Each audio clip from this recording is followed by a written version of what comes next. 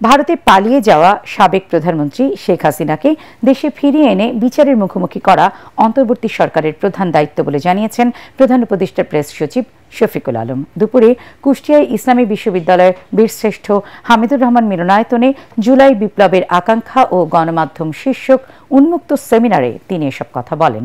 জনগণ ঐক্যবদ্ধ থাকলে শেখ হাসিনা যেমন তার পিতার বিচার করেছে, তেমনি তাকেও একইভাবে বিচারের আওতায় আনা হবে বলে উল্লেখ করেন শফিকুল আলম। সেমিনারে প্রধান অতিথি ছিলেন ইসলামী বিশ্ববিদ্যালয়ের vice chancellor professor doctor Nakib Mohammad Nasrullah.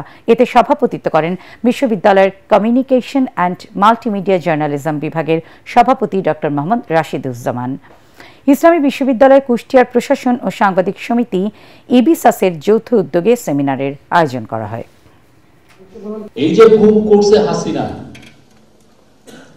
এই যে গুম, এগুলোর আমরা জাস্টিস এন্ড অ্যাকাউন্টেবিলিটি আছে, তার নামে কেস হয়েছে আইসিটিতে, তাকে আমরা এক্সট্রাডিশন চেয়েছি এবং এটা একটা লিগ্যাল প্রসেসে তাকে, এবং আমরা পুরো সারা জাতি যদি সোচ্চার থাকি এবং এটা যদি আমরা প্রেসার রাখতে পারি, ঠিকই তাকে আনা হবে। এই গভর্নমেন্ট আছে এবং পরবর্তী গভর্নমেন্ট সবাই মিলে এটা আমাদের একটা 1 নাম্বার দায়িত্ব হবে, তাকে ফিরিয়ে এনে বিচারের সম্মুখীন করা।